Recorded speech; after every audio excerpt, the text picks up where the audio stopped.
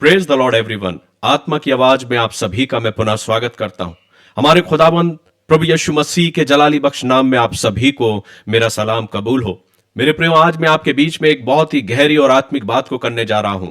मेरे प्रियो, अक्सर हम इस बात को देखते हैं कि बहुत से लोग अपने जीवन में उस खुदा का मजाक बनाते हैं, उस मसीह का मजाक बनाते हैं जिसने मेरे और आपके लिए एक अवसर दिया, एक मौका दिया है कि हम अपने जीवन में उस उद्धार और उस अनंत जीवन को पाने पाए। लेकिन मेरे प्रियो, ये मेरे और आपके जीवन और मेरे और आपके विचारों पर निर्भर करता है कि हम उसे कैसे स्वीकार करते।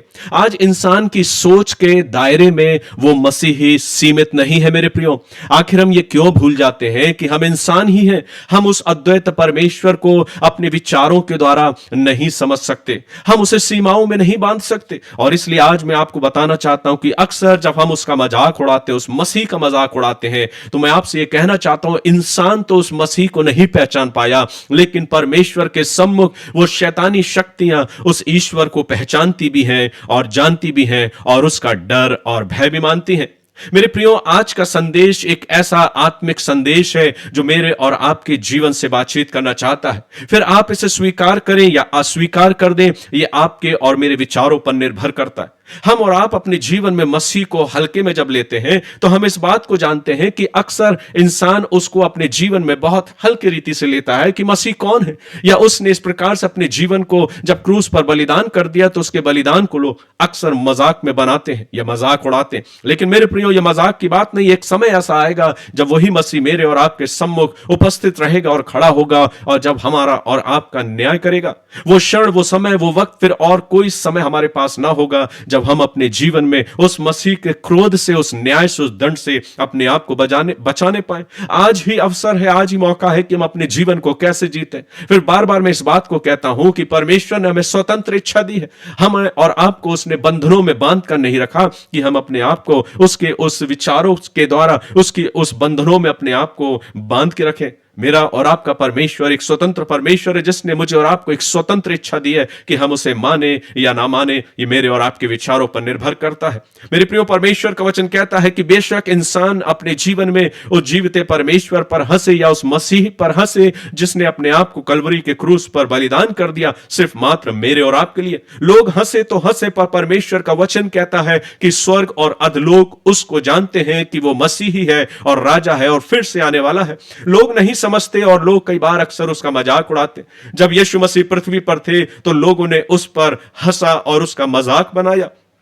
जब वो अपने आप को लोगों के लिए बलिदान करने के लिए आया, वचन कहता है कि एक छोटी सी गौशाली में, एक चरनी में, एक ऐसे स्थान में जिसका कोई मायने नहीं था, एक ऐसे स्थान में उस मसीहा का जन्म हुआ जो स्वयं परमेश्वर का पुत्र है। वो राजाओं का राजा था, अपने सिंहासन को छोड़कर इस संसार में आया और अपने आप को एक छोटी सी गौशाला में उसका जन्म हुआ। कई बार अक्सर उस राजाओं के राजा का व्यंग करते हैं, हंसते हैं, मजाक बनाते हैं और वो इस बात को कहते हैं कि क्या ये भी कोई राजा, ये कोई मसीह है, ये कि प्रभु है। लेकिन मेरे प्रियो, मैं आपको बताना चाहता हूं कि हम ये भूल जाते हैं ये सब कुछ किया है आपकी और मेरे लिए, ताकि मेरा और आपका जीवन बचा लिया जाए। वचन कहता है उसने सिर पर कांटों का ताज रखा। जब उसे कलवरी के क्रूस पर ले जाया गया तो उसके सिर पर कांटों का ताज और हाथों पैरों में कीले ठोंक कर उसको क्रूस पर टांग दिया गया। हम उस क्रूस की महत्वता को नहीं जानते मेरे प्रियो, क्योंकि हमारा ज्ञान अधूरा है और हम उस पर जीवित परमेश्वर को, जो अगम्य परमेश्वर है, जिसको जानना एक इंसान के बस की बात नहीं, अक्सर हम कई बार उसे ठट्ठों में उड़ाते। लेकिन परमेश्वर का वचन, जैसा कि कल मैंने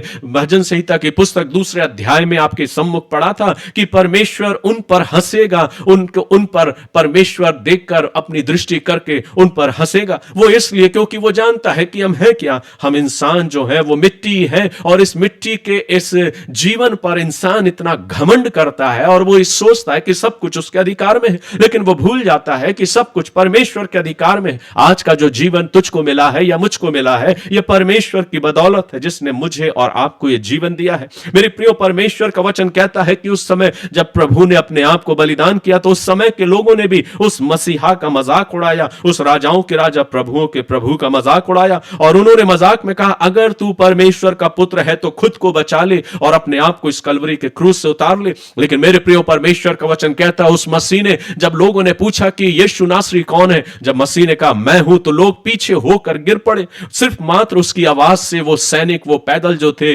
वो गिर पड़े, लेकिन मेरे प्रियो परमेश्वर का वचन कहता है उसने मेरे और आपके लिए अपने आप को बलिदान कर दिया ताकि हम और आप अपने जीवन में उस मसीह के द्वारा उस उद्धार को प्राप्त करने पाए और परमेश्वर के क्रोध से बचने पाए। स्मरण रखिए, जिसका लोग आज मजाक उड़ा रहे हैं मेरे प्रियो, वही मसीह सदा के लिए राज करेगा और मेरा और आपका न्याय करेगा। फिलिप्पियों के नाम पौलुस प्रेरित के पत्र और उसके दूसरे अध्याय के 6 पदों से अगर आप पढ़ेंगे तो परमेश्वर का वचन यूं कहता है, जिसने परमेश्वर के स्वरूप में होकर भी परमेश्वर के तुल्य होने को अपने वश में रखने की वस्तु ना समझा, वरन अपने आप को ऐसा शून्य कर दिया और दास का स्वरूप धारण किया और मनुष्य की समानता में हो गया और मनुष्य के रूप में प्रकट होकर अपने आप को दीन किया और यहां तक आज्ञाकारी रहा कि मृत्यु, हां क्रूस की मृत्यु भी सैली। इस कारण परमेश्वर ने उसको अति महान भी किया और उसको वह नाम दिया जो सब नामों में श्रेष्ठ है, कि जो स्वर्ग में और पृथ्वी पर और पृथ्वी के नीचे वे सब यीशु के नाम में घुटना टेके और परमेश्वर पिता की महिमा के लिए हर एक जीव अंगीकार कर ले कि यीशु मसीह ही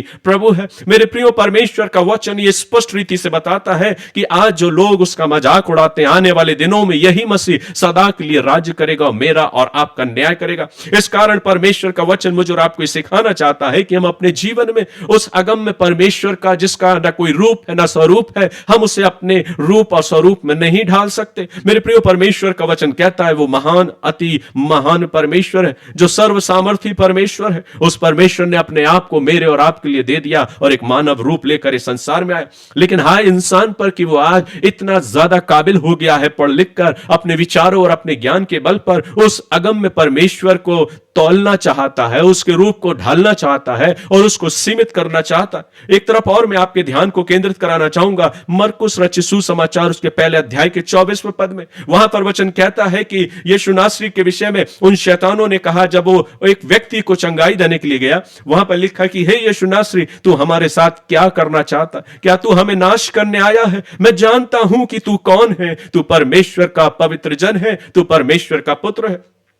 मेरे प्रियो, इंसान तो नहीं जान रहा है और इंसान आज मजाक बनता जा रहा है, लेकिन मैं आपसे कहना चाहता हूं कि इंसान से बढ़कर तो वह शैतान है जो अपने जीवन में उस जीवते परमेश्वर को जानते हैं और वो कहते हैं हम जानते हैं कि तू कौन है और हमें समय से पहले नष्ट मत कर, क्योंकि मैं जानता हूं तू परमेश्वर का पवित्र जन है। यहां दुष्ट आत्माएं चिल्लाती है मेरे प्रियो और वो उस मसीह को पहचान रही है, लेकिन हाय इंसान पर जो उस मसीह का मजाक बनाता जा रहा है। हम भूल रहे हैं कि हम मात्र मिट्टी है, मिट्टी का चोला कब बिखर जाए हमें नहीं मालूम, क्योंकि हमारे जीवन की डोर परमेश्वर के हाथ में। वो मसीह को पहचानती हैं। जब बहुत से लोग आज उस मसीह को नहीं पहचान रहे, आज मेरे और आपके जीवन पर, इंसान पर हाय है जो उस परमेश्वर को पहचानना नहीं चाहते। मेरे प्रियो, परमेश्वर का वचन कहता है कि आज हम अपने जीवन में उस मसीह को किस रीति से ले रहे हैं। शैतान तो यीशु को जानता है, उसकी मसीहत को जानता है, उसके आने वाले समय को जानता है, उसके न्याय और उसके दंड को भी जानता है। पर क्या तुम नहीं जानते हो? क्या आज हम इतने ज्यादा ज्ञानवान हो गए कि उस अगम्य परमेश्वर को, जिसने मुझे और आपको जीवन दिया, हम उसका उपहास और मजाक उड़ाएं? ये मेरे और आपके लिए एक सोचने की बात है मेरे प्रियो। लेकिन मेरे प्रियो, परमेश्वर का वचन इस बात को भी बताता है कि अक्सर बहुत से लोग परमेश्वर के इस वचन को, बाइबल की इन शिक्षाओं को सिर्फ और सिर्फ कहानी समझते हैं, सिर्फ और सिर्फ काल्पनिक रीति से लोगों के सामने व्यक्त करते हैं और अपने विचारों के आधार पर अपनी ज्ञान की व्याख्या करना चाहते हैं। लेकिन मेरे प्रियो, परमेश्वर के ज्ञान के आगे इंसान का ज्ञान अधूरा है, फिर चाहे वो कितनी भी उपलब्धियों को हासिल क्यों ना कर ले। मेरे प्रियो, परमेश्वर का वचन मुझे और आपको ये बताता है कि इंसान ने उस मसीही को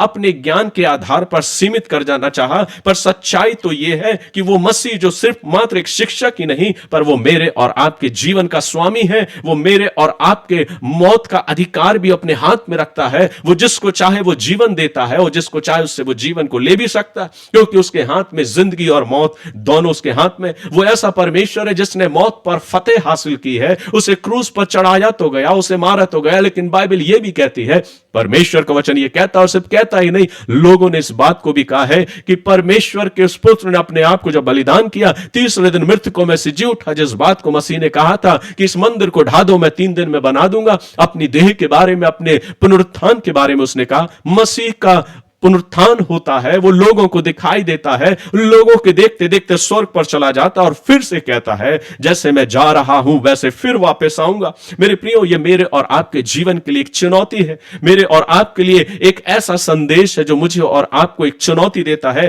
क्या आज भी हम उस परमेश्वर पर हंसना चाहेंगे? आज चाहे दुनिया हंसे, पर एक दिन हर एक उस मसीही के आगे घुटना टेकेगा। शैतान तो जानता है कि यीशु राजा है और वो जानता है कि आने वाले समय में जब मसीह अपने राज्य में आएगा वो हर एक का न्याय करेगा। क्या आज हम नहीं जानना चाहते मेरे प्रियो? और इसलिए यूहन्ना रचित सुसमाचार के 8 अध्याय के 32वें पद में वचन कहता है, और तुम सत्य को जानोगे और सत्य तुम्हें स्वतंत्र करेगा। इसलिए आइए आज हम अपने जीवन से मसीह के सम्मुख अपने घुटनों को टेकते हुए उस मसीह से कहें, प्रभु मैं तुझे अपने जीवन में उस उद्धारकर्ता की रीति से स्वीकार करता हूं। मेरे गुनाहों, मेरे अपराधों को क्षमा कर प्रभु। और अगर जाने और अनजाने और जानबूझकर अगर मैंने कभी मजाक बनाया प्रभु, मैं अपने आप को तेरे सम्मुख लाता हूं।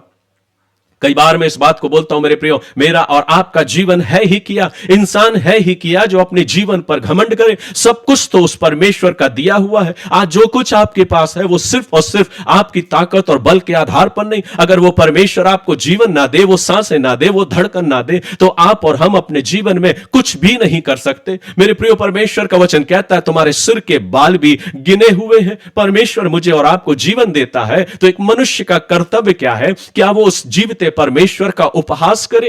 फिर चाहे हम कोई भी क्यों ना हो, मात्र है तो हम इंसान ही। इससे पहले कि हमारी कुछ उपलब्धि हो, कुछ अधिकार हो, कुछ पद और प्रतिष्ठा हो, लेकिन उससे पहले हम इंसान हैं। और इंसान होने के नाते मेरे और आपके जीवन में यह कर्तव्य बनता है कि उस अगम्य परमेश्वर का उपहास उड़ाना मेरे और आपके लिए शर्मनाक बात है कि एक इंसान होने के नाते मैं उस जीवित परमेश्वर का मजाक बढ़ा रहा हूं। मेरे प्रियो, परमेश्वर का वचन इस बात को मुझे और आपको सिखाना चाहता है कि बेशक दुनिया उसका मजाक उड़ाए चाहे ना उड़ाए मेरे प्रियो, लोग उसका आदर करें या ना करें, लेकिन उसकी अस्तित्व को इंकार नहीं कर सकते। वो मसीही है, अर्थात वो मसीह है। इंसान तो मिट जाएंगे, लोग चले जाएंगे, उनका जीवन समाप्त हो जाएगा। जो आज मजाक बना रहे हैं, कल उनका नाम और निशान मिट जाएगा, वो भी संसार से चले जाएंगे, क्योंकि मौत का खौफ हर इंसान के जीवन में है। अगर जीवन मिला है तो मौत भी आना निश्चित है और इंसान का जीवन समाप्त हो जाएगा। बेशक आज वो कितना भी मजाक क्यों ना उड़ा ले, कितना भी अपने ज्ञान को लोगों के सामने प्रदर्शित क्यों ना कर दे, लेकिन मत भूलिए हमारा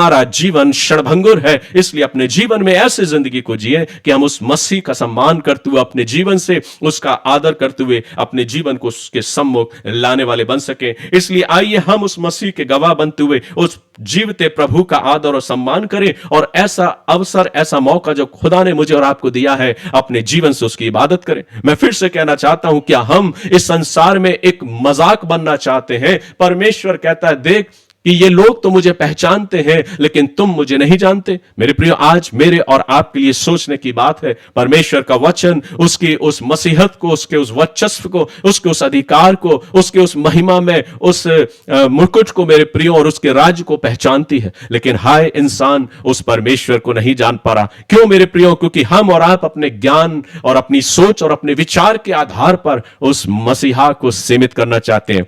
लेकिन मैं फिर कहना चाहता हूं, हम और आपकी औकात नहीं कि हम उस मसीहा को जो सर्वोच्च है, जिसके पास अधिकार है जिंदगी और मौत का, जिसके पास अधिकार है न्याय करने का, मेरे प्रियो, वो मेरे और आपके दिलों का राजा है। मैंने तो अपने जीवन में उसे अपने दिल का राजा बनाया है और इसलिए अपने जीवन में किसी और बात का खौफ नहीं। खौफ है तो उस आने वाले न्याय का, जिसमें मसीह के सम्मुख मुझे खड़ा होना पड़ेगा। और इसलिए आवश्यक है कि मैं अपने जीवन को ऐसे जीऊं कि आने वाले उस दिनों में मुझे खौफ ना हो, पर मैं मसीह के अनुग्रह के तले अपने आप को उसके सम्मुख पाने पाऊं और उसके द्वारा उस आशीष को प्राप्त करने पाऊं जो आशीष आज मैं पाना चाहता हूं। वही आशीष में हर एक उस इंसान के लिए चाहता हूं कि जैसे मसीह के करीब मैं जाऊं, मैं चाहता हूं कि हर एक इंसान उस मसीह के करीब, उस आने वाले समय में, उस राज्य में उसके करीब रहने पाए।